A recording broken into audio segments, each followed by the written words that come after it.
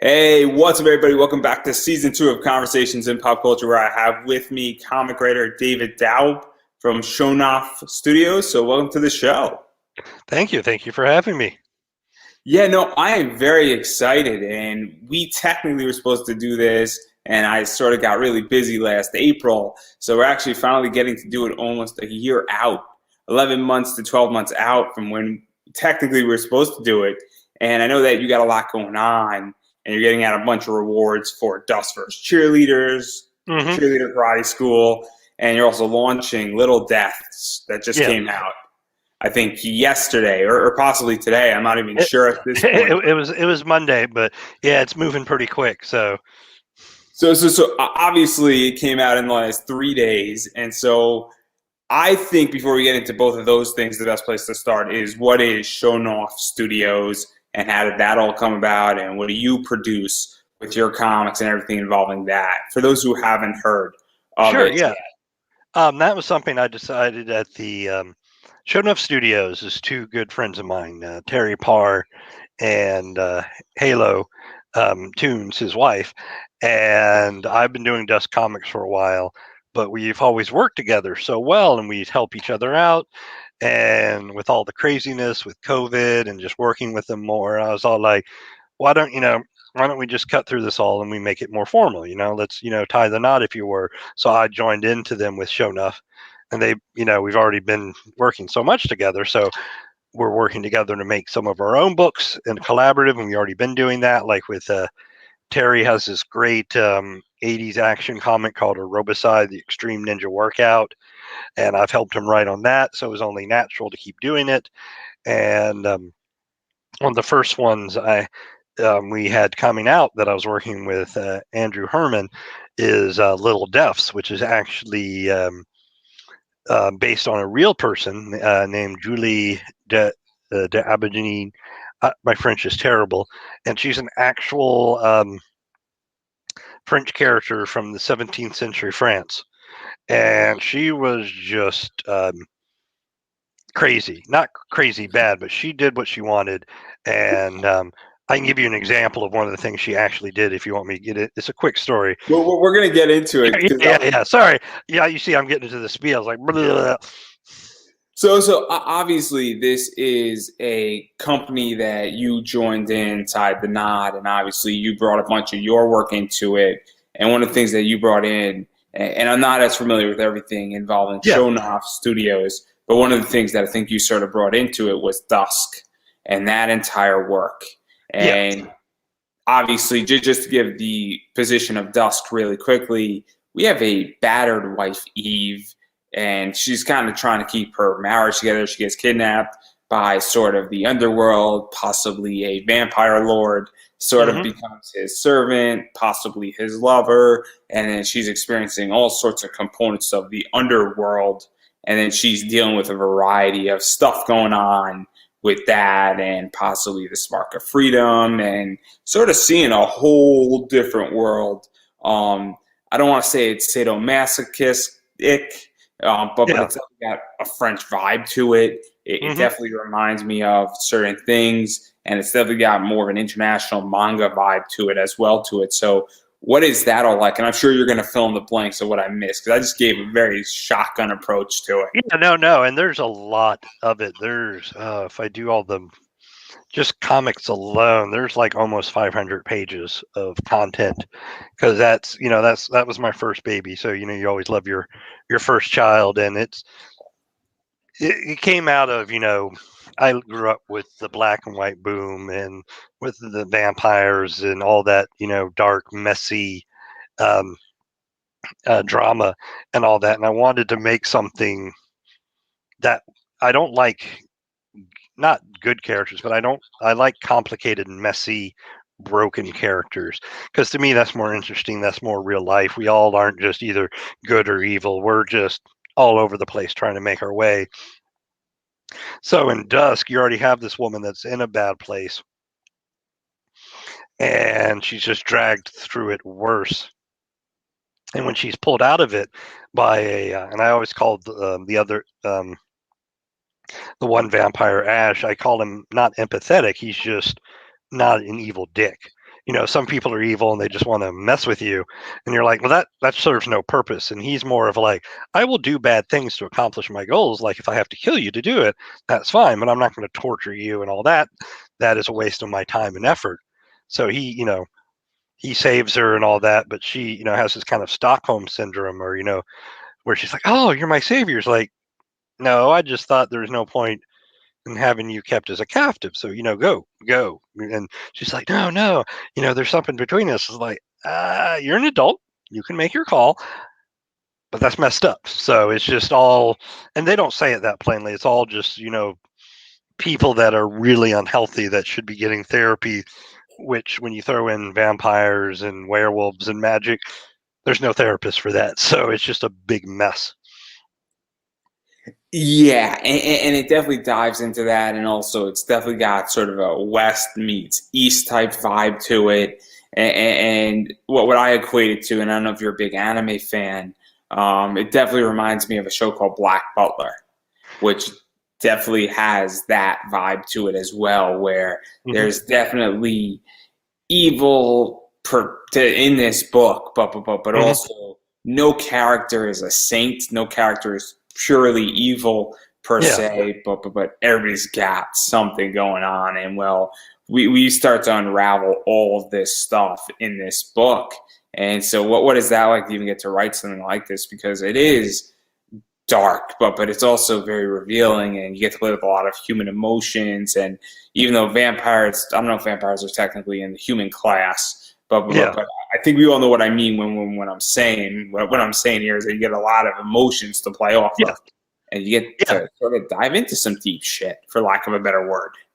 And I like that you brought up, like Black Butler and all that, because I skew a little bit older on anime. So like I grew up on stuff like Vampire Hunter D, to where you did have, levels of darkness, and like D's an evil guy, not an evil guy, but he does the right thing more out of pragmatism than, because it feels good. And, I was younger when I first started writing it, and it's funny because friends would point out, it's like, no, I could see you're working through a lot of thoughts and emotions in your head onto the page. I'm like, really? Because, and I've learned to be more cognizant of that now, so I can harness it to better use. But with Dusk, I was just all like, feeling and thinking all this stuff, and it was just coming flowing out, and I didn't, I wasn't cognizant that it was, somewhat of a not, I wouldn't say therapeutic, but it was definitely me getting stuff out, which in later works it becomes even more of a conscious effort to be all like, okay, I've felt or I've dealt with this, and now we're gonna throw it up on the page. And I personally love things that dive into this, and I think it also reveals a lot about people, and it also, resonates with people a lot more. I also think that in the last 5 years, and I love Superman, I love Batman, but I think people are getting relatively sick of superheroes. I think that nothing against DC or Marvel, but I think people are wanting more.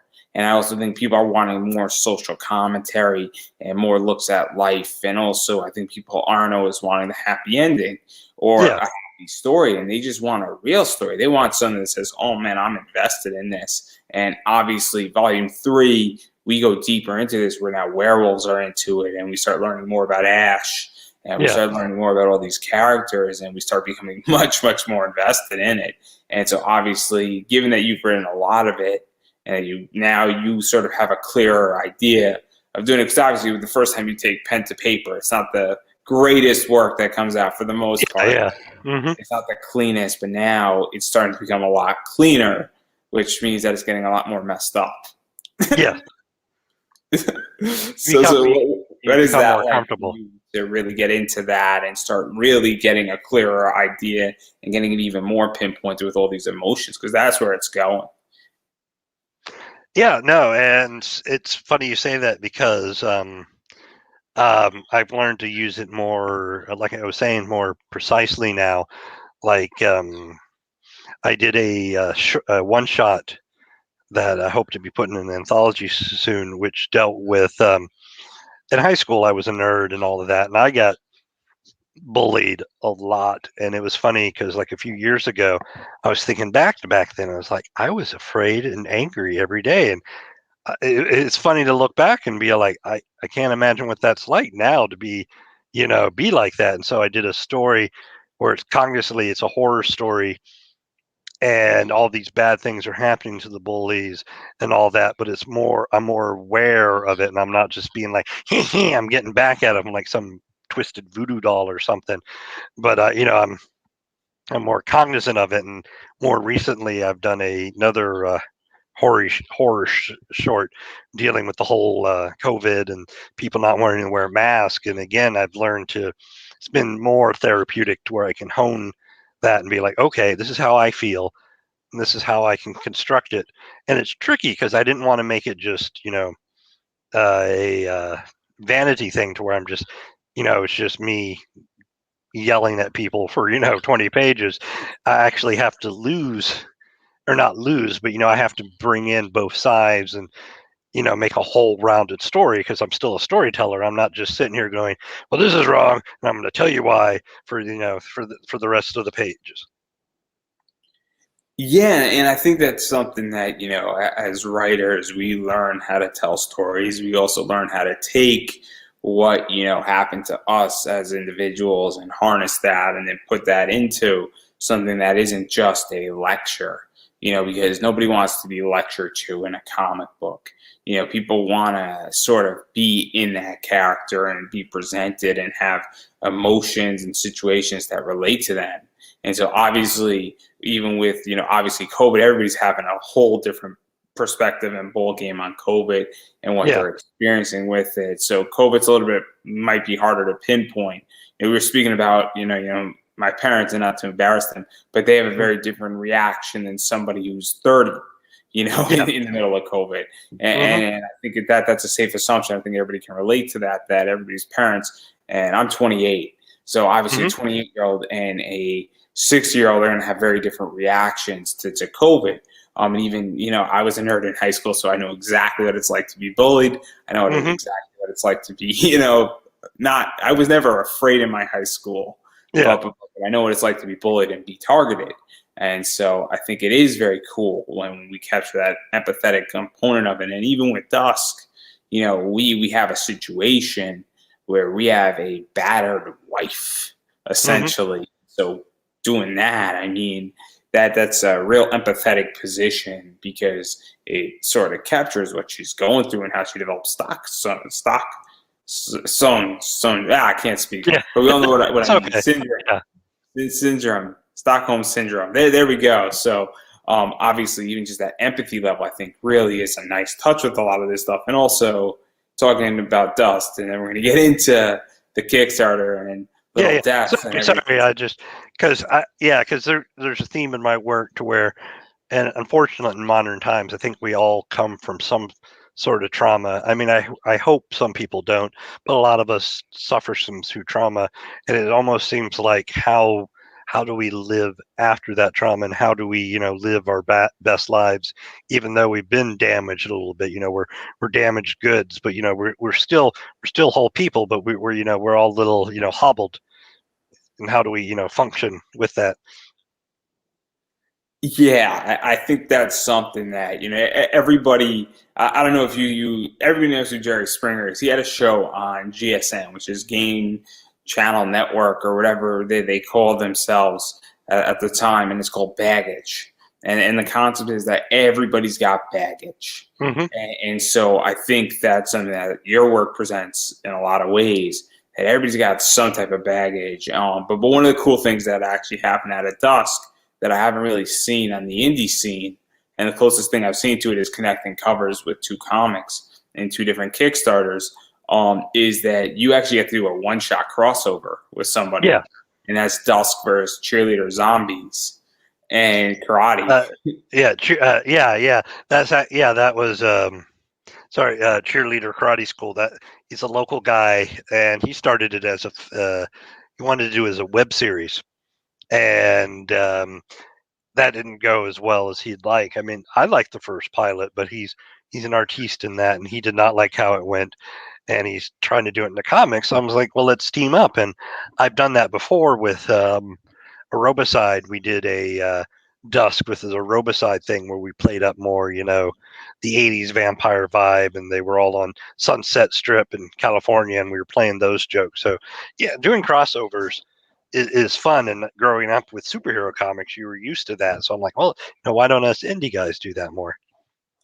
So let's talk about that, because before we continue talking about this entire crossover, why don't indie people do it? Because to me, it seems like, if you got 4 issues, you're taking a break from between your first arc and your second arc, and somebody else is in that position too, that you should just have a fun time doing a crossover and give your audience a story that maybe isn't necessarily canon, or maybe it is, or maybe it's just a side story, and that you're having a lot of fun with it, and then you're bringing both your audiences together, and that people want to read this. If you're like, oh man, I like this story, and I like this story, or never heard of this story, but man, I've heard of this writer, and I really like what this comic's doing. So it seems like a no-brainer from a business standpoint, from a writing standpoint, and even just adding collectively to the library, and even going further off of that. Eventually, when you put everything into a trade, this is just a good piece of bonus content for both trades in many ways, when all this stuff sort of comes together. So I don't get why it's not done. Because to me, and maybe you could provide more insight, because I think we should encourage more people to do it. Well, I will say I have seen more of the I've seen more crossover covers as a way to promote, and I know that's done more because that is honestly easier. And I would say, from my understanding of making comics, is production-wise, that is still, that's a lot of, it's an extra production. It's a whole nother issue you have to do, and you're doing it with other people. So you have more cooks in the kitchen, you have more, hands in it and all that. So, and who covers what and costs, pays what. And I think it's just logistically, it's doable. It's just, it's not as easy as all like, oh, we have a hole in the production slot. It's almost something you'd have to, plan as its own thing outside of everything else. Because from my experience, it becomes its own creature, and I'd like to see more of it, and I'm always down for that. But yeah, I think the production side of things slows it down a tad.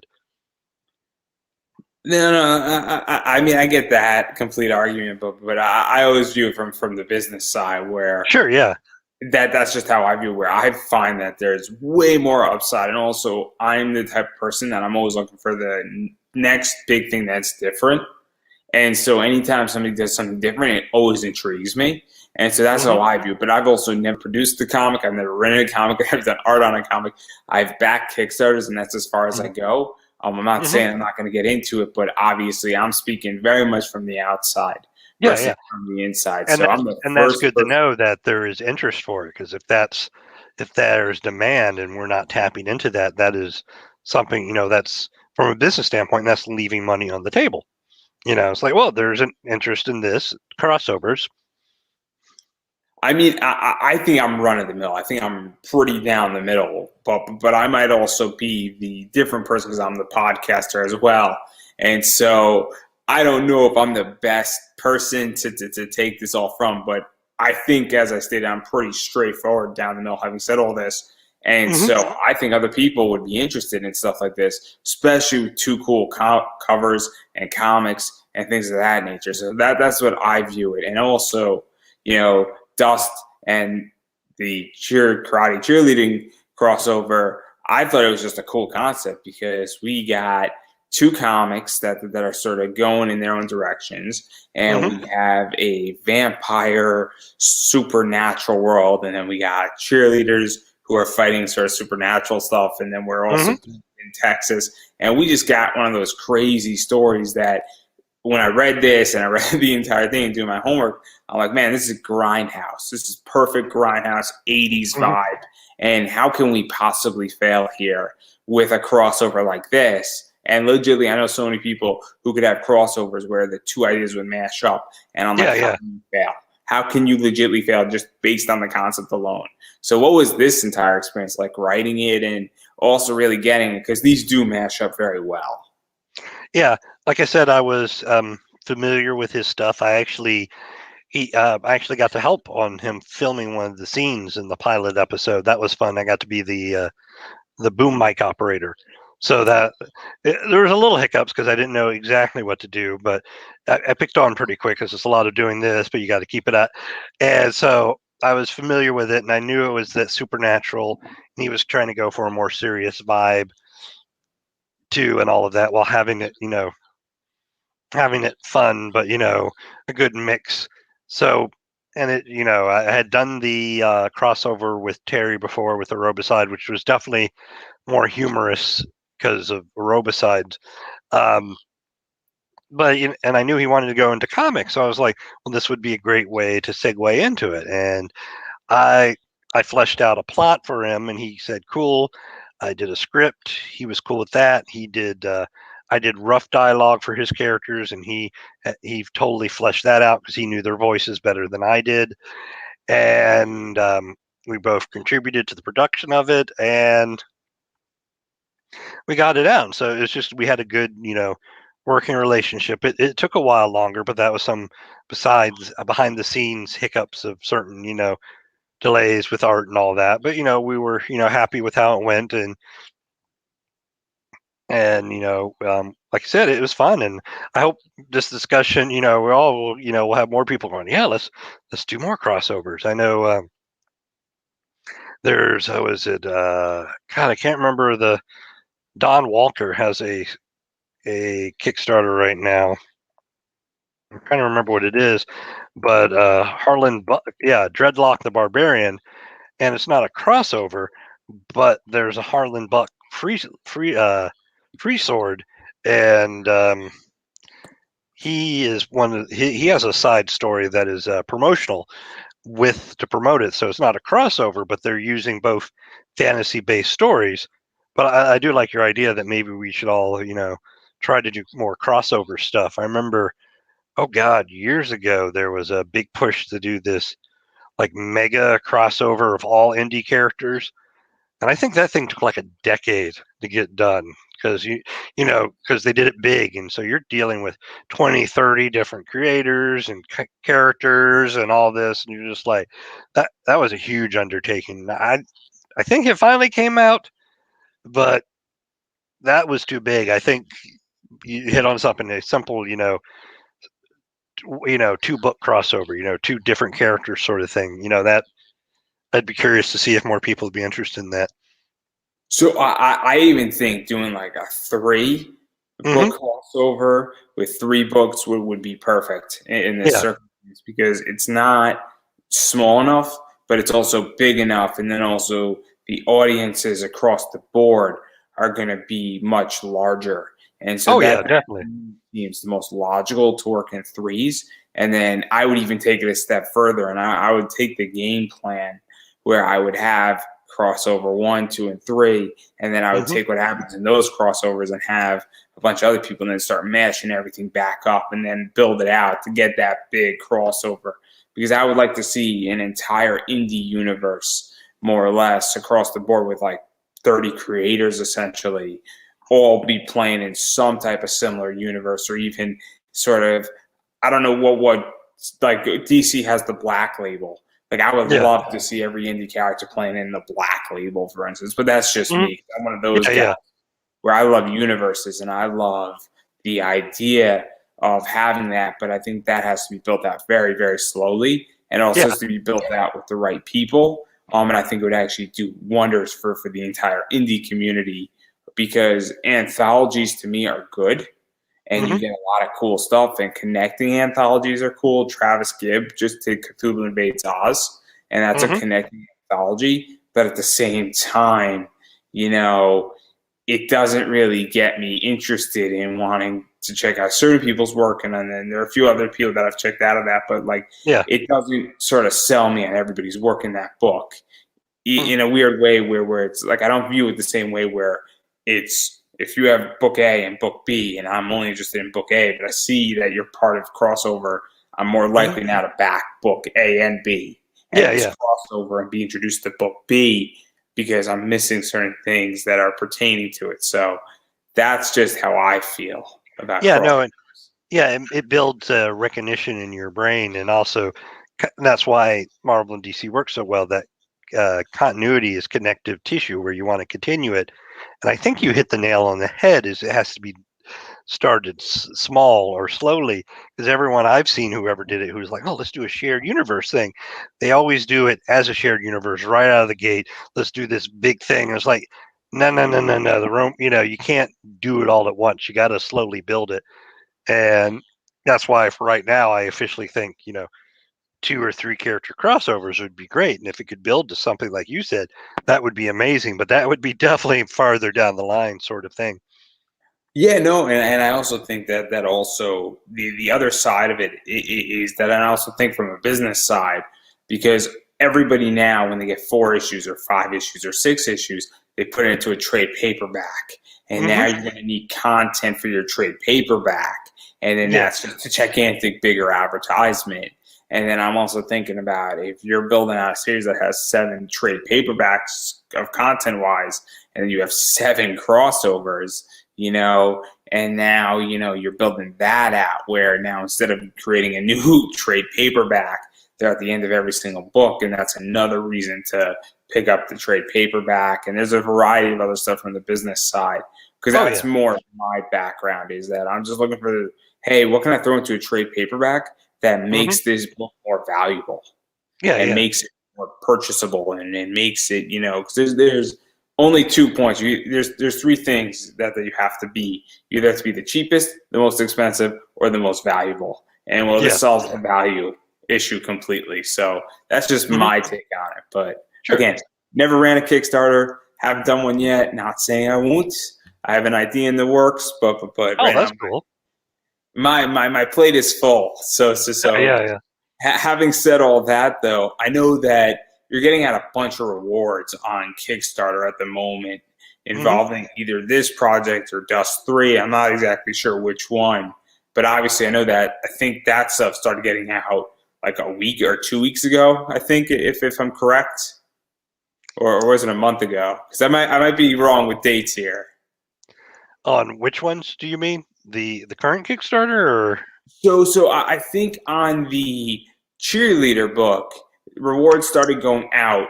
Like a week ago. No, we got most of everyone is out. What got us delayed was the signed books, and that was partially because I have to sign it. B.J. Lewis, the other writer, has to sign it, and we're in Texas, so COVID's a lot worse. So I have to sign them. I have to get them to BJ. BJ has to sign them, and then we got to get them to another guy who's I'm going to pay extra to just put extra comic books he has on hand. He's a comic book dealer, so we're going to ship them out through there. And when we were going to do that all, then we had the big blizzard storm hit and all of that. So no, most everyone got all of their stuff. Everyone got all of their special covers, all the prints, all of that went out. It was the signed ones that were slowed down, and I should have rethought about that because I'm good at making comics, but fulfillment's still a new animal for me. So that's I feel bad about it, but luckily this time with Little Duff's, Andrew is handling more of the fulfillment side. So, but I've learned a lot. But yeah, that's where we are with that. And so obviously, I mean, just delays happen with Kickstarter. It's not a massive delay like a 15-month delay. It's more like a 3-week delay or a month delay. And I think people on Kickstarter are very forgiving if you let them know what's going on. As long as you communicate, I notice they're very chill. And people get angry when there's no communication. And I think that people get really pissed, including myself. So I've been pissed off at 2 people on Kickstarter when there was 0 communication. So I wanted to make sure that we address that so that if anybody's listening and you get your book and it was getting signed, it's on its way to you. Because obviously things happen in Texas, and sometimes things get delayed by a month or 2. But you're going to get your book. So I do want to clarify that and make sure everybody's fully aware of that. And now, having said all that, let's talk about Little Deaths. Sure. What's going on with this? And it's a very interesting project, to say the least. I'm going to get this name wrong too. Your French and my French are not good. So Yeah. Julie the Albignery, or clearly, Yeah. I'm not even gonna. I'm gonna just spell it. It's D'Aubigny. I'm not even gonna attempt because I'm horrific at French. Yeah. I took American Sign Language partially because Oh, it's silent in college. So that's my language of choice, and I don't think it would be a very good interview if we started speaking in that nature. well, one of us would be able to do that, so I would be all like, but kudos for you for learning sign language for that. Down here in Texas, we didn't have as many language choices in high school and all of that. So, but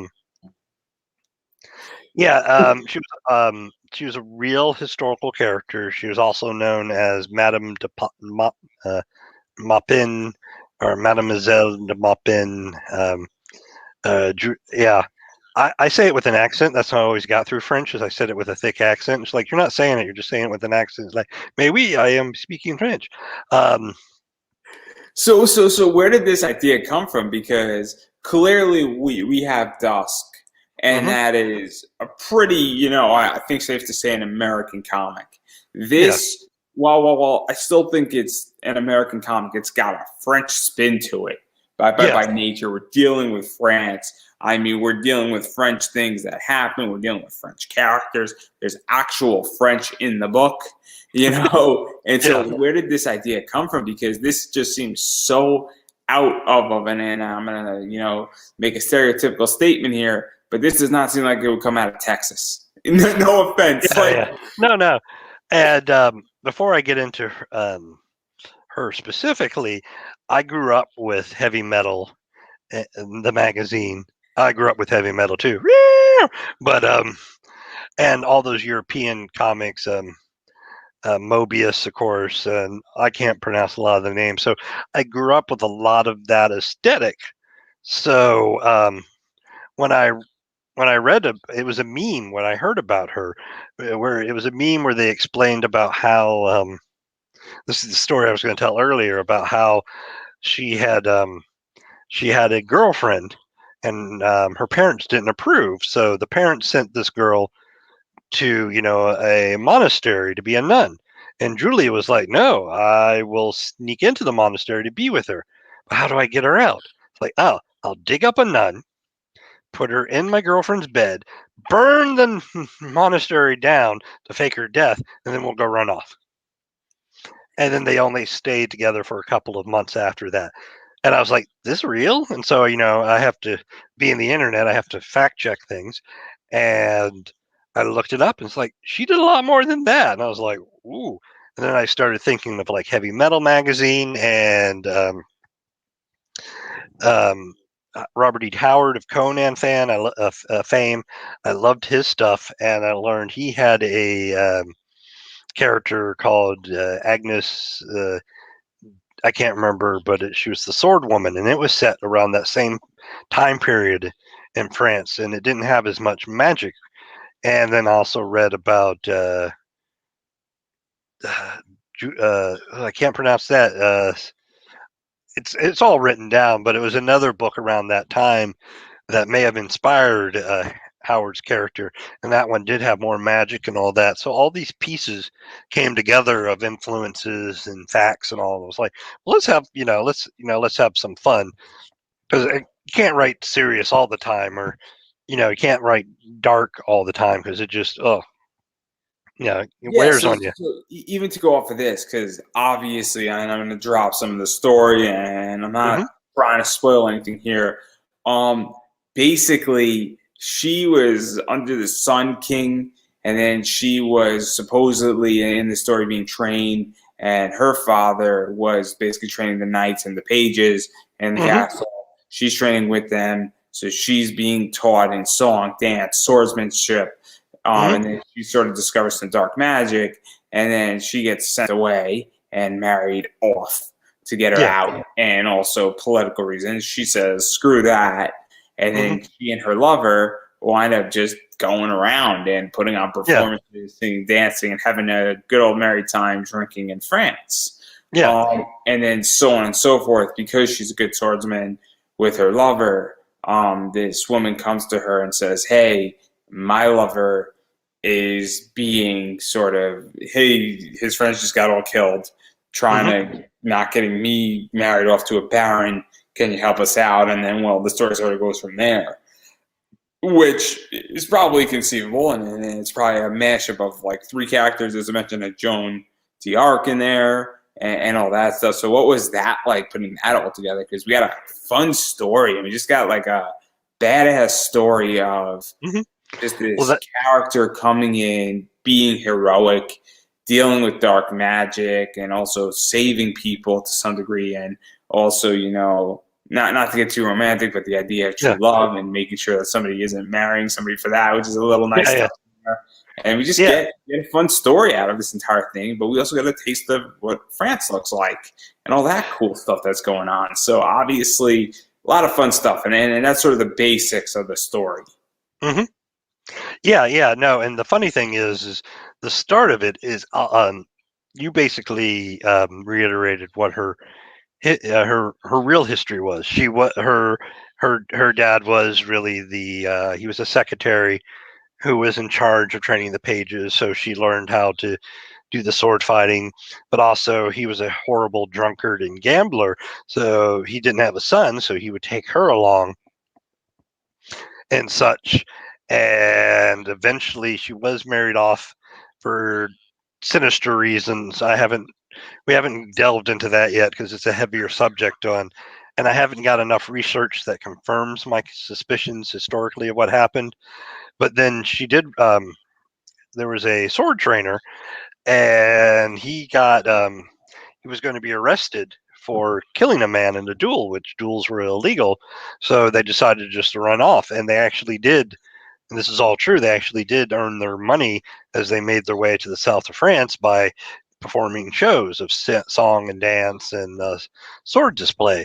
And so then I took like the Robert E. Howard things of like Solomon Kane and Conan and all that, and I added some of the fantastical elements, you know, to give it a little bit fun twist. But I always tried to keep it into what I envisioned as her just a little bit, you know, because she did a lot, like I said, with the story with the nuns and all that. She did a lot of crazy stuff on her own, so it wasn't that hard to just be all like, well, if we had a little bit, you know, weirder stuff, like I think she'd be right at home.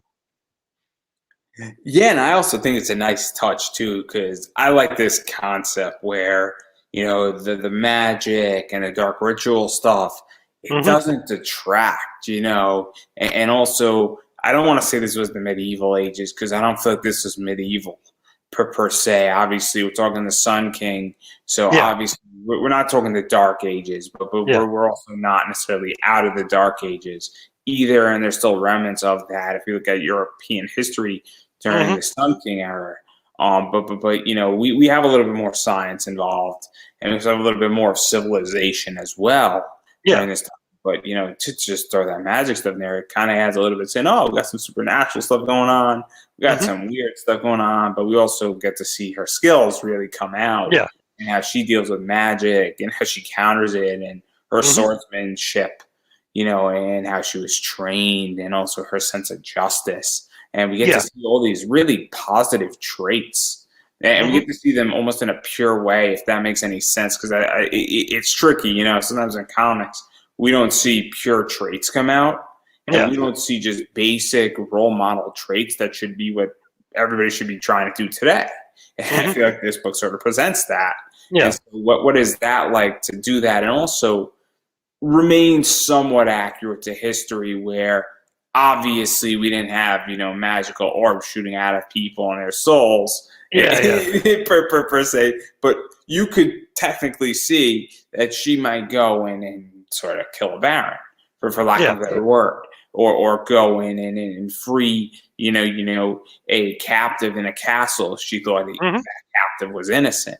I think that is a pretty safe assumption with who this woman was. obviously, that entire nun story, because she wanted to be with her girl, she dug up a nun and then Yeah. burned down the monastery. I mean, come on, Yeah.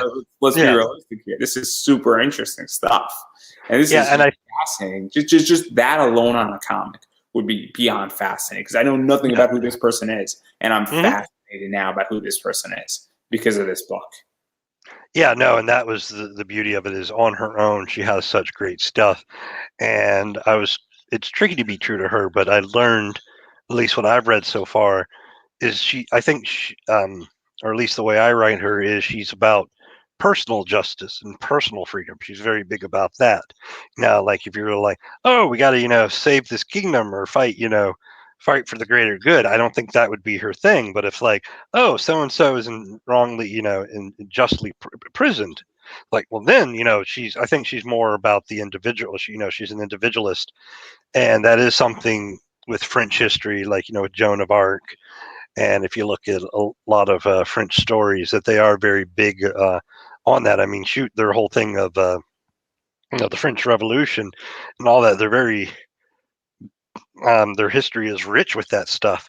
So that's why I thought it'd be fun to kind of echo that in a kind of a playful way, considering she was every sense of a word was a scoundrel. Like I could see her and Han Solo, or those type of characters hanging out and having drinks. So like, hey, how you doing? You're like, well, I owe the hut, some money. It's like, I do too. Funny that, sort of thing.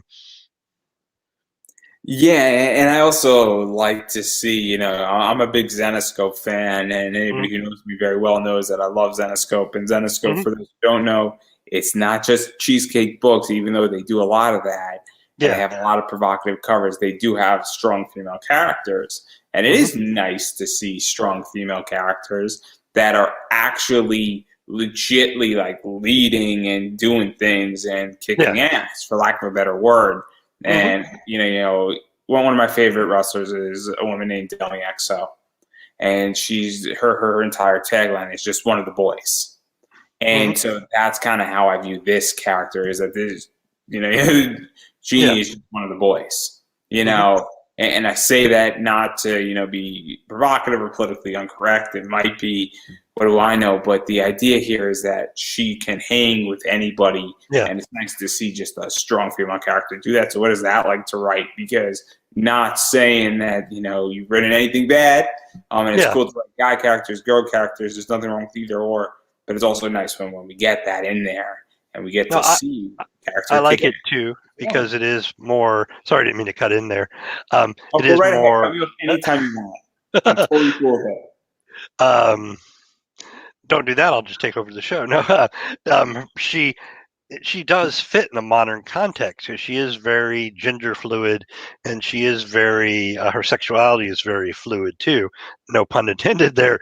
So she is a very modern person before her time, to where she kind of whichever way she wanted, sort of thing. Wherever the move took her, and that was I like that because it does feel modernly prevalent, but with a historical context. People are like, oh, this is a new thing, or like, no, people have been doing it all the time. It's just they had to really, like this lady, she had to really do things to get her way, but like she knew what she wanted. And I like that sort of precursor of this modern day of people finding their identities and their gender and their sexuality. And here's this woman who's all like, I find it wherever I want, sort of thing. So it's very cool to be able to share that and get to write that.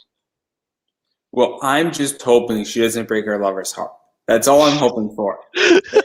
Because he is going to be the real victim, and men feel too. So having Hmm. said all that, Yeah.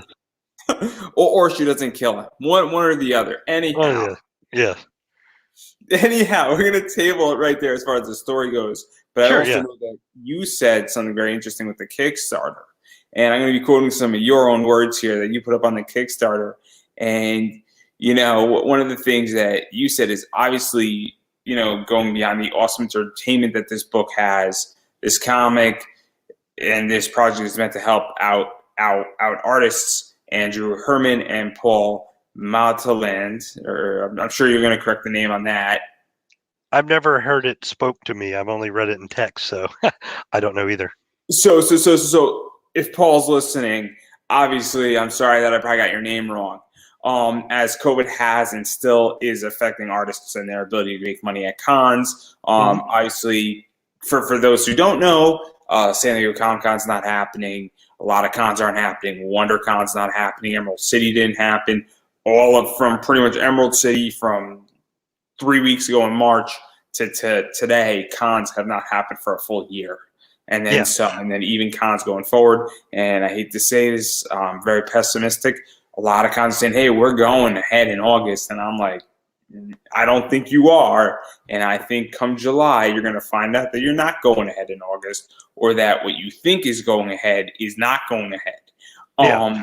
And I think I'm more right than wrong on that one.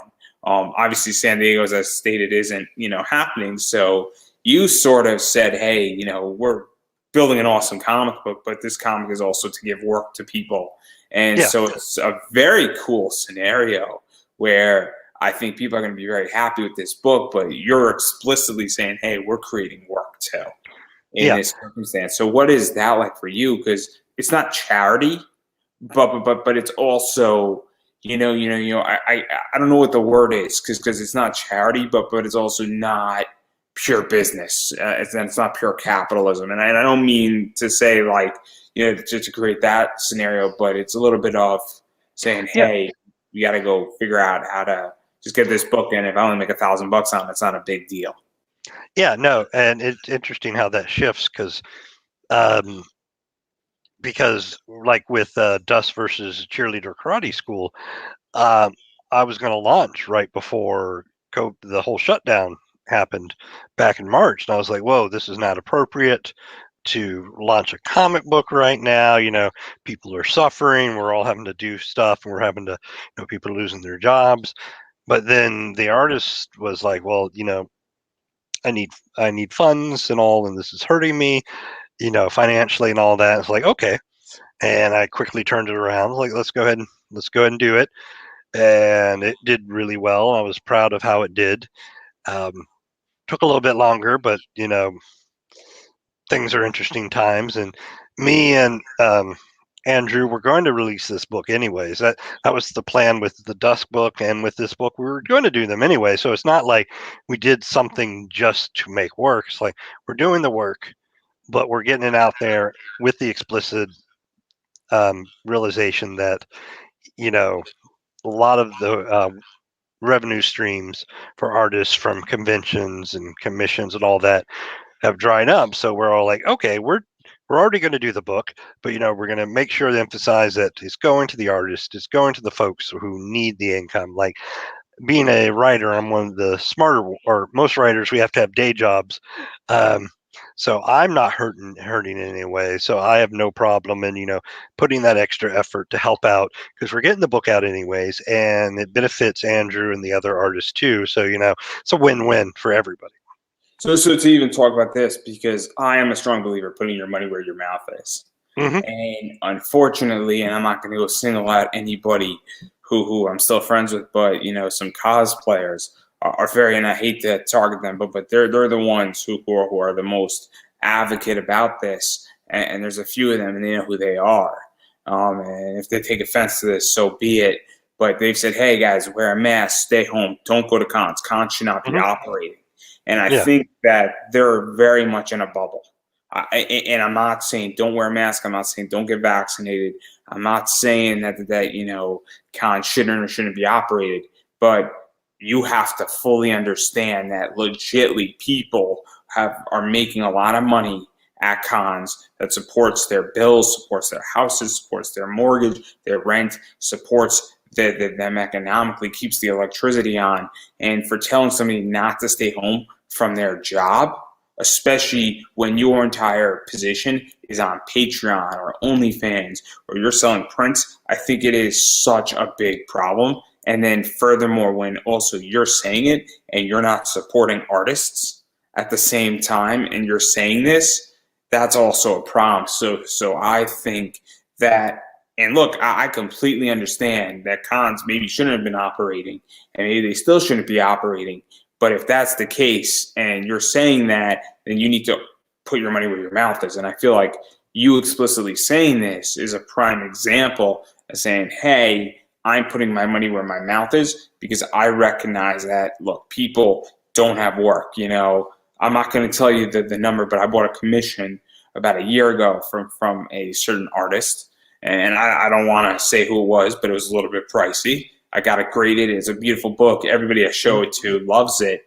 And that person was doing probably about 20 commissions. And I'll give a range. It was $200 to $400 for the commission. So at the low end, 20 times 200, it's a lot of money in 3 days. And if that person's doing 25 commissions, I think 20 times 200 is what, $4,000, and you're doing 25 commissions every other week. And you're making a decent salary plus all the artwork you're doing on top of it. You're going to be doing just fine in society. My point is that to tell somebody that all of a sudden they just lost, I'm doing the math off of my head, four times 25. Obviously I'm really bad at math here. But is that $100,000? I think it's $100,000. To tell somebody that they lost $100,000 takes a lot of balls to say it when you're not writing them a check for $100. So I commend you for that position, saying, hey, I'm not making up all that revenue stream, but I'm at least making up a piece of it. I'm at least the effort's there. It's a tricky one to say, and I know some of it. And I recognize I can't check other people's privilege, but I know from my privilege, and the whole issue is obviously very complex. I do feel strongly that if we had done things better in the beginning, we could have been going back to, closer to normal now, and all of that. And I know there's a lot of frustration that people didn't do what was right, with the mask and not doing big events until we got to, better place with vaccines and all that. But I do know with my privilege, I was all like, let's shut it down. Let's shut it down. But then I realized, well, I can work from home. My job is supporting me and I can afford to do that. And not everyone can do that. But on the flip side, I saw some people doing shows that didn't need to be doing shows. And, so it's all like, and I know it's a tough call, and I can't figure it out for everybody. That's like with the horror story did about masking and all. I can't protest and all, but I can tell a story. I can tell comics. That's how I will talk about the issue. I can't fix the problems with cons and all of that right now, but I can do a Kickstarter and all that. So I've learned to do what I can do and try to, uphold what I believe in all that. Like not to get too much into the COVID stuff, but I've been very stringent in quarantining and not doing anything frivolous or, going out and all that. Because like you said, it's put your money where your mouth is or practice with your preach. I don't know about the cosplayers and all that. I always give everyone the benefit of the doubt. I assume. So I'm going to just clarify my point. Sure, yeah. That they weren't going to cons, but their business is completely on digital. It's on Patreon. So their business, and a lot of these people are making money, their income wasn't hurt because they don't make money at conventions. But because you don't make money at conventions and you're doing all right, because you could still do a photo shoot per se, or you have a bunch of stuff stockpiled, or you can do a bunch of stuff. That's cool. You have endorsement deals or something. That's cool, but not everybody's in that privileged position. Not everybody has that. And I think that's the issue, is that I think these people just, and I don't mean to sound preaching, but I don't think they realize, and I think the word privilege is great, that you're in a position that other people are not in. And then you want everybody to cooperate onto your position when legitly you're not helping the person who's not in your position, who's dependent on a certain job to show up because they do well at cons, and they no fault of their own. And to not recognize that, I think, is the problem. It's not even an issue of contributing. but to immediately say X and not realize the complexity of it because you're taking away somebody's livelihood, and to just flaunt it off.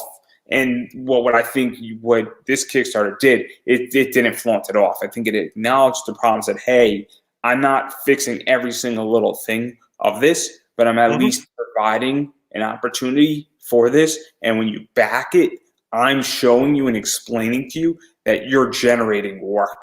And I think a bunch of people know that to some degree, but it's subconscious, and I think it needs to be more conscious. And that's why I think your case, I want to highlight with this. that. I just wanted to. Yeah, I'm sorry. Continue. No. And I'm not trying to be argue about that, but I try to give people the benefit of the doubt, and I don't know the context, but I would just assume that they were worried about, because there are too many people that want to go to cons and not worry about the mask, and I can understand that.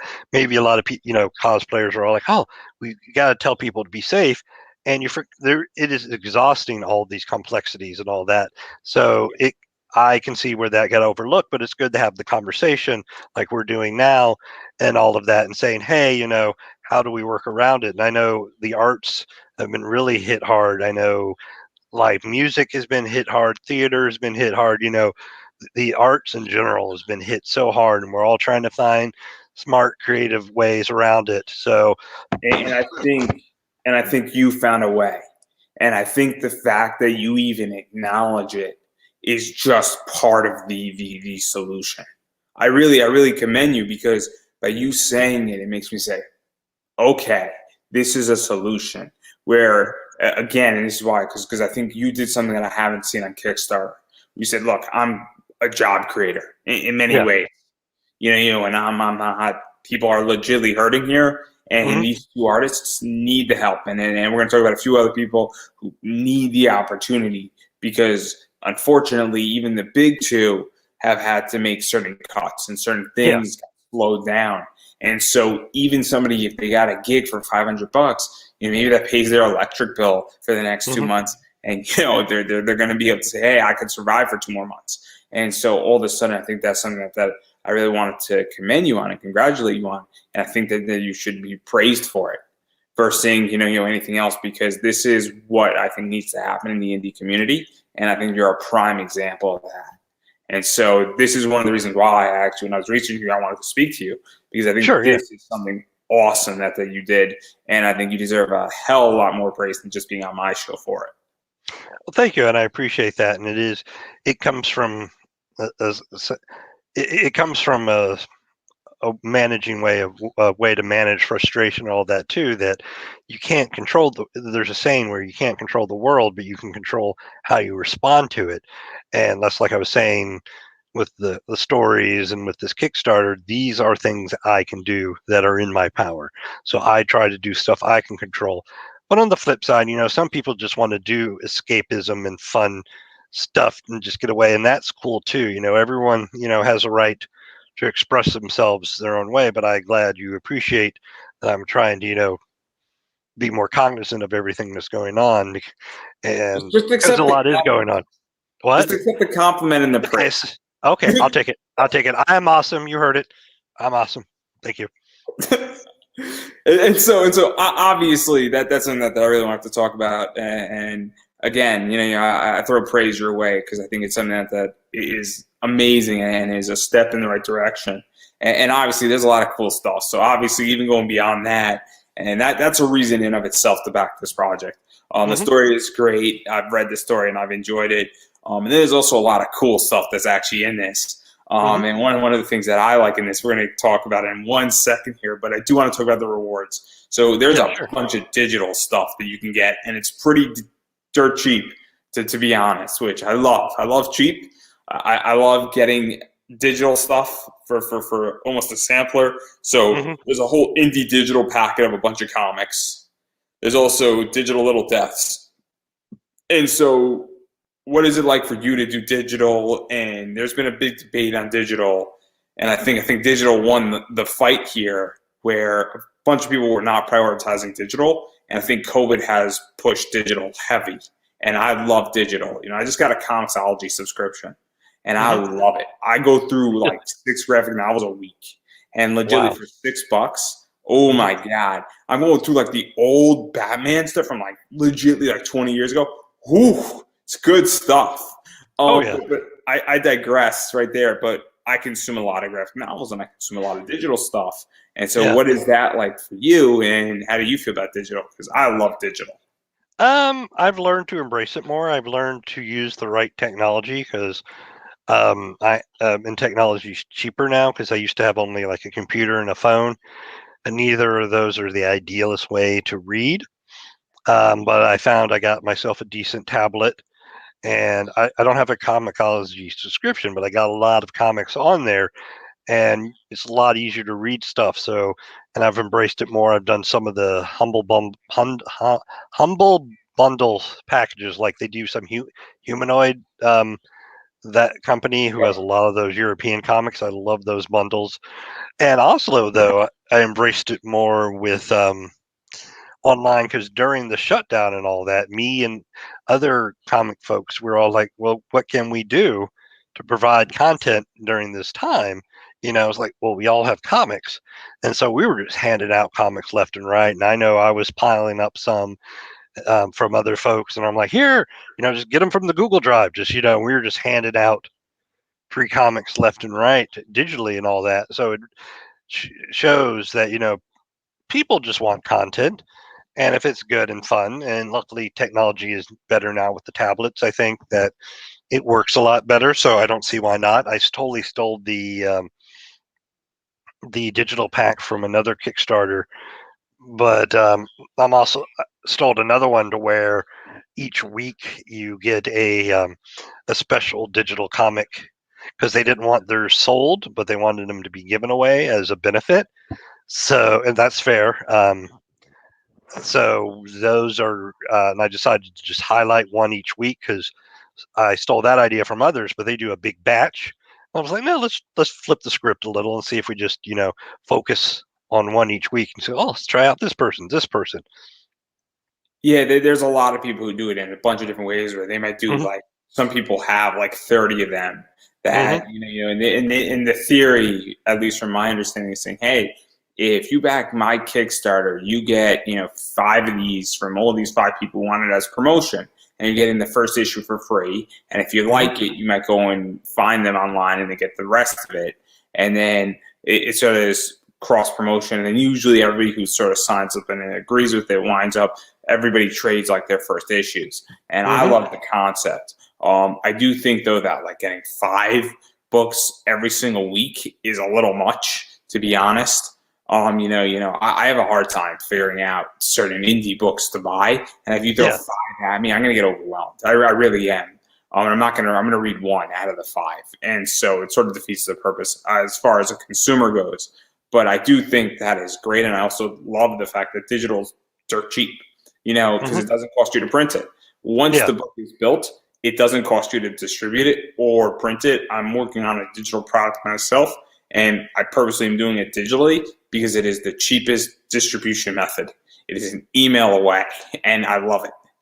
And so that's the digital stuff. And obviously, you could get a bunch of digital package stuff, and then you get the just little deaths if you're interested. It's relatively affordable. So obviously, if you're on a budget, digital is a really good way to go. Yeah. But let's say that you do want a physical reward. So obviously, you get cover A. Hmm. And so let's talk about cover A. And then hopefully, I think this is cover A right here. Nope, that's a page in the book, but close. This is cover A. That is cover A. Yes. Okay, we got cover A. I got confused. It's all Okay. right. It's late at night for me. This is cover A. So, how did this all come about? And obviously, I want people to see it. So, this is what cover A is going to look like. You can get it signed, and your lovely signature can be on it. And Well, so, we're going to talk Andrew's about is cover B in a minute. I okay. promise. Sure, sure. Um, and cover B's more Andrew's baby too, but no, this is all Andrew's. He has a great sense of graphic design and all of that, and well, he went to school for it, and he's done a lot of cover work and comic work. So yeah, no, I can't take credit for this. This is all Andrew's. And then this is cover B. I think I can get away with it for a few seconds here. Yeah. It's risque. Yeah. I don't The think risque cover. I don't think it's completely like not. I mean, it's a bit not safe for work, but Yeah. I like this cover too a lot. So I think this cover is sort of fun, and obviously it's got that sort of risque, sort of a little bit more provocative vibe to it. But I still think it's pretty safe to share on Instagram to some degree. Yeah, Instagram's shown worse. So because I like this one too. So obviously there's a choice of cover A, cover B, and it's super cool both of these covers. And obviously there's the combo pack if you want both. So obviously you can get one, you can get the other, you can get both, and obviously I just want to show what people can get so that when people see this, they're like, oh, now I know what I can pick up. And then going even further off of that, let's say that you just want the digital copy and you can get a print. And now I'm not too sure which is which, and so you're going to correct me on who's who, but I think this is Thomas Tenley. Yes, it is. So and all these right? Yeah. All these prints are in the they're chapter pages in the book. So at the beginning of each story, these images will come up. I think, and this is actually this is from Thomas Tilney. He's most famous for his I would say most famous for his stuff on Marvel's Force work. That's what Avengers West. I would disagree. Okay. It's AC/DC, but okay. We could pleasantly disagree. So for those who don't know, Thomas Tenley has done pencils for Marvel. He's done pencils for DC. He's done cover work, I think, for Marvel and DC. And then he's done some album work for AC/DC. And that's how people know him. And now he's sort of, I guess, making his rounds on the indies. And he's doing he's becoming a big indie cover artist. And so he's great at what he does. And obviously, if he's working on your project, it is an awesome thing to have there. And obviously, this is his work. This is right out of his playbook. And so what is that like for you? Because it is a big deal to have him on there. And obviously, I know you like it from Marvel per se. Yeah. I love him from AC/DC, and I think it's awesome what he's done. He's done stuff for Bilal with Chuck Pino, and obviously that cover that he did is great. And so there's a lot of cool stuff going on. And he did stuff for Creepshow too, I think, wasn't it? Creepshow, or he's done a lot of stuff. Yeah, no, I just remembered.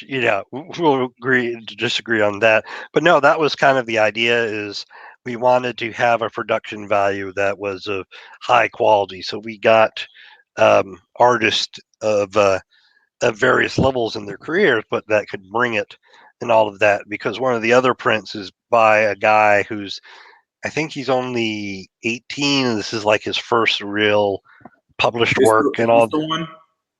No, that is Spikes. So that's another one that's also involved.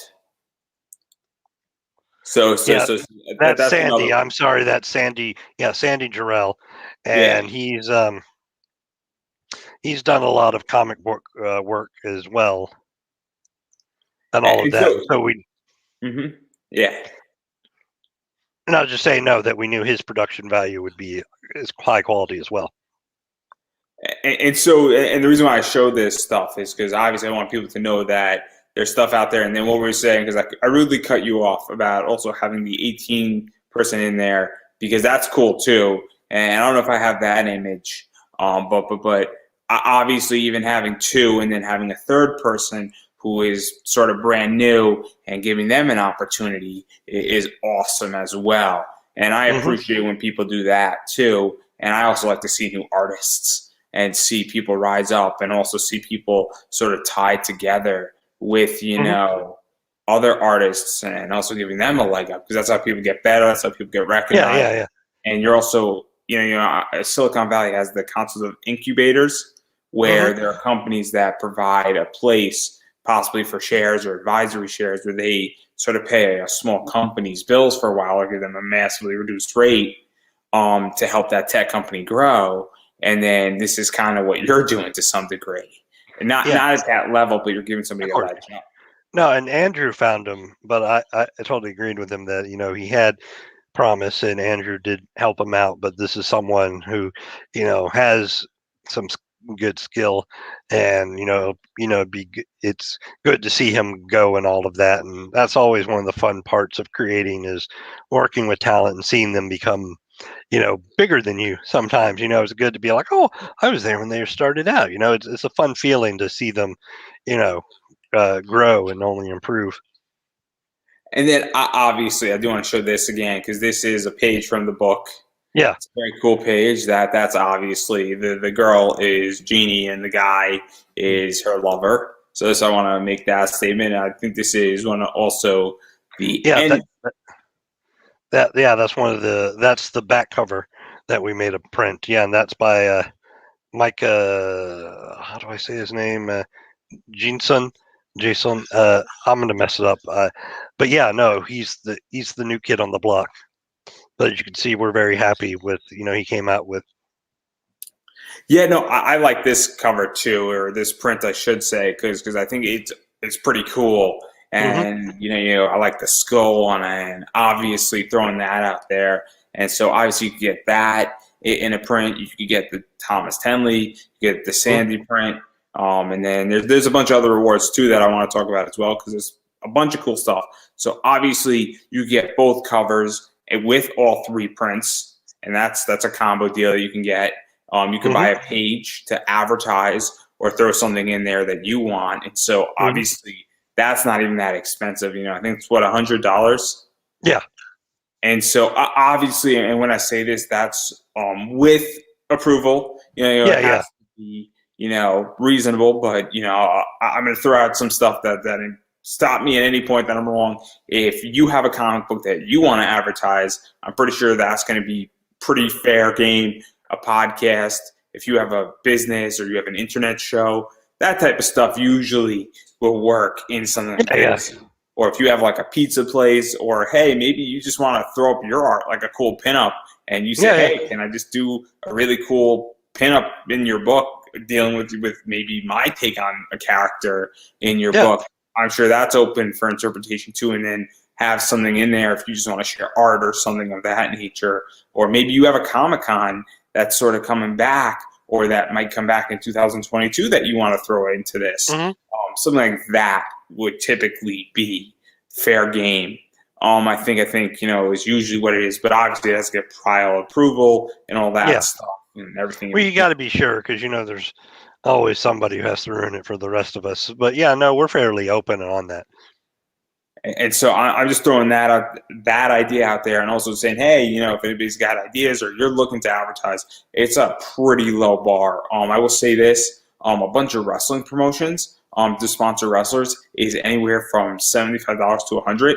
So $100 page in a book is not bad as far as sponsorships and things of that nature. So keep that in mind. I'm just going to throw that out there that it's pretty reasonable, all things considering. And I'm in the Northeast.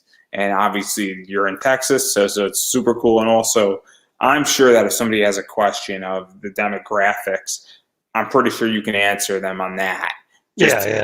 Figure all that out. So I'm throwing that out there because people might have questions. And also, please, if you're going to go take that position, don't ruin for the rest of us. I really hope you don't, because I might advertise eventually in one of these comics, and if this goes south and you ruin for the rest of us, well, that option is probably not going to be available the next round. So please don't go do that. And then the final thing also is an original sketch. You can also get an original sketch, which is also cool because art is fun. And if you want to get some cool art stuff going on, that's something to also realize that can be out there. So obviously that's out there too. So there's a bunch of rewards from everything from getting some digitally all the way to a bunch of stuff and advertising a business. So obviously super cool stuff going on with this, a lot to choose from. And having said all that, where are you currently at the Kickstarter? We are currently at, I want to say, we're like 80%, 85% funded. So we're hoping to do some of the stretch goals and such. Which, oh yeah, and to mention some of the other things we did, we already unlocked one of our pledge goals, and we have another one coming up. Is we made a Dungeons and Dragons non-player character sheet for Julie. That you can use for your game and all that, and it's you can get a free. Everyone gets a free PDF of that, and if we get 100 pledges, we have a whole module with her in it as a character, and it's all set around the Phantom of the Opera, and kind of with the same Little Deaths universe. But also for and the reason I mentioned those two is because some of our stretch goals is we'll print those in the book if we meet those stretch goals. So I actually think that's great, and I think it's nice too because obviously a PDF, and I'm pretty sure the PDF will also be available. But even having that stuff in the book is cool and it's awesome. Yeah. It's a nice touch. And obviously, I'm not a Dungeons and Dragons player. I don't have any friends who want to play with me. It's terrible. It's their fault, not mine. I take no responsibility. If somebody would like to invite me to the Dungeons and Dragons game, I live in Connecticut. Please invite me. I will happily show up and I will bring a 6-pack. But anyhow, having said all that, you can play online. There's a lot of great places to play online. But yeah, anyways. And if somebody would like to teach me before we play online, I will also greatly appreciate that, and I will send you a 6-pack. Anyhow, if you are legally of age, of course. Fingers crossed, and with my pinky up to be proper. Anyhow, having said all that as well, how many days are left on this? Because I do want to let people know time frame, and it is March 17th. So if you're listening to this tomorrow, calculate a day minus. Yeah, no, it will be. We got 25 days to go. And also, even going further off of this, because obviously we've got some stretch goals and pledge goals that have been unlocked, but what else is in the works that you want to tell us about so that people know that when they back, hey, we got some cool stuff coming down the pike? Yeah, we're working with someone to do a cosplay cover, so a live action Julie cover. We're working on that. We'll see how that goes to be kind of unlocked. And we're also working with my studio mate out of Shownuff, Terry, to do an exclusive cover too.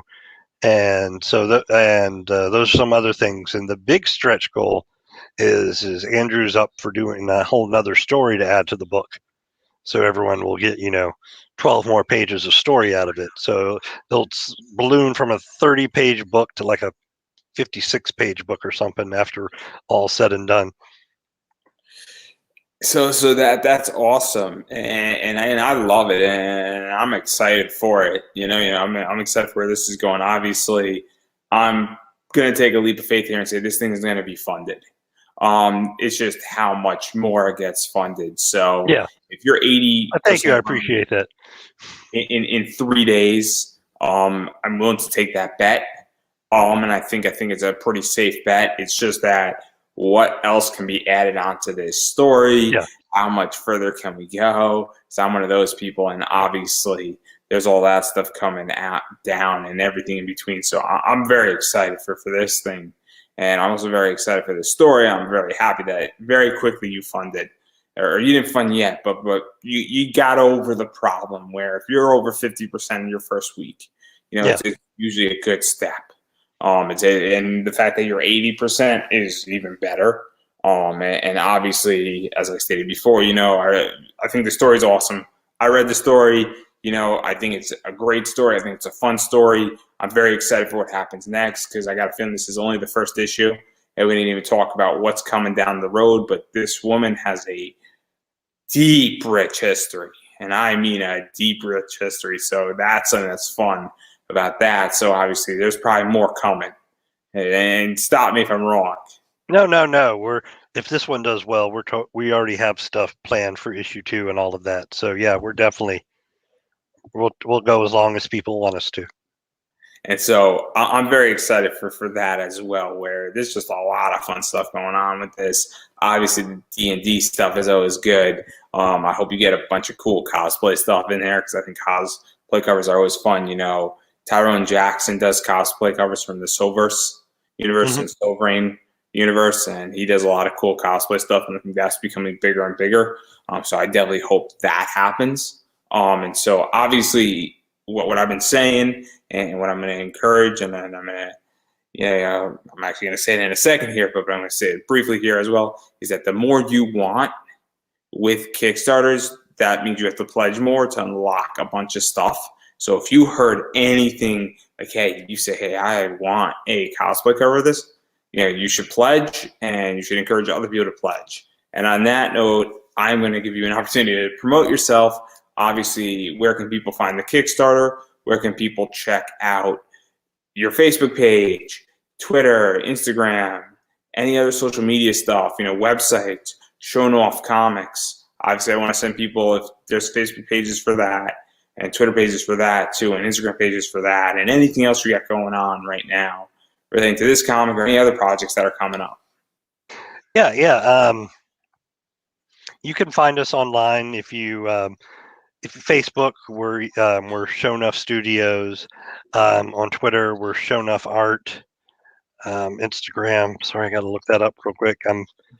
It's past my bedtime. I'm so old. Is Show Enough Studio, and we got a lot of great stuff planned through the year. After this, in May, we're going to be doing a horror anthology. It's going to be more topical stuff. It's going to have like the first part of that bullying story I was talking about, the mass story, some other dark stuff. Then we're going to be doing some of Halo's stuff, which she does more fun kitchen witches, like one of her characters, the girl from the Ring.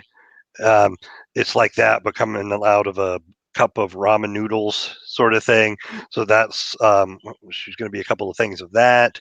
We're doing another issue of Aerobicide, Terry's Baby, the Extreme Ninja Workout, where it's about a Korean American in the 80s, and she gets ninja powers, and she has to fight all these possessed bad guys in a very 80s shtick sort of way. It's a lot of fun. So we got a lot of stuff planned for this year. 2021 was a beating. I mean, 2020, we're not done with 2021 yet. 2020 was a beating, but 2021, we're coming back strong, and we got a lot of content. So just, keep an eye out for us. Yeah, and I think I'm going to say this, and I've been saying it to everybody, and I'm hoping that everybody eventually gets sick of me saying it, and I hope they actually start doing it, is that you have to support indie. So you have to support indie creators. You have to support Kickstarters. You got to follow people on social media. And ideally, the best way to support an indie creator is backing their Kickstarter. It's not charity because you're getting a book out of it, but they can't build the book without you. Okay? And obviously, the more you pledge, the bigger reward you're getting and the further you're pushing that along. And so just to point out something, because a lot of things, a lot of this is, most of the book is made. I mean, there's little to be done besides actually printing. So if that's a concern for folks, like, no, we made it first, and now we're coming to do with it because we're trying to do it right and all of that. So it's like it's done, mostly done, and we just need everyone's help now. So I'm going to table my promotion because this is actually a really good point. So what is that like for you? Because people do Kickstarters a bunch of different ways. I've known people who have used to do it the way you are doing it, where they got the entire thing done, and then now they just want to cover their printing costs. And then now some of those people, what they're doing is that they have half the book done, and then they go to Kickstarter, sort of finish it up, get all the artwork done relatively quickly, and then get it off to the printing. And maybe it's 6 weeks longer versus having 75 of it done or having all of it done and then going to printing. Because I think that it is interesting with all that stuff. So obviously, and also, if the book is already done and the art is done, or 95% of the art is done, it is less of a risk than if it's not. And so I think that's something that, is also important to acknowledge, and even why you do it as well. Because it is different when the book is already done, and now you're just saying, hey, I just need to print this baby right here and print this bad boy, get it out the door. and that covers some other cool rewards with it, and make sure it's just nice and tip top. And if something needs to be touched up, we have a little bit of room to do it. Yeah, and I do it as a hybrid sort of. I mean, with Andrew, he wanted to finish it, so we did that, and with the others, it's kind of been hybrid because I understand that Kickstarters, unless you have certain audiences, you can't go, oh, I need 20 grand to make this book. It's like, who are you? Why do we need to give you 20 grand to make this book? So the hybrid thing is like, okay, well, I got some of the art and some of the stuff done, but I still need 3 grand to print it and pay this one artist, or, to pay the other half that he's owed. So I found that's a healthier way to do it because it keeps what you're asking lower, and it also keeps their risk lower because you've got a lot of it done, so it's easier to to follow through. And I agree, and I think that hybrid, and I think that nobody should go to Kickstarter unless they have 40% of it done. I think if you go to Kickstarter with just a concept on a comic, unless you have consistently done it before and you have a good track record, I think that nobody should do that. People do it, and it's complicated, and sometimes it works, sometimes it doesn't. But getting back to hold my support point is that, as I was saying, best way how to support indie comic creators is backing their projects, because the more you back something and the more you encourage others to back it, it gets funded, which means you get your book that you want to see, and then also you break those stretch goals, you break those pledge goals, you get cooler stuff. The more money that's put into a book and pledged into a book, it either goes back to paying the costs, gets the book printed, gets it printed faster or on better quality paper sometimes, as well as sometimes that money just gets kicked forward into the next issue. And that's a big thing that happens on Kickstarter.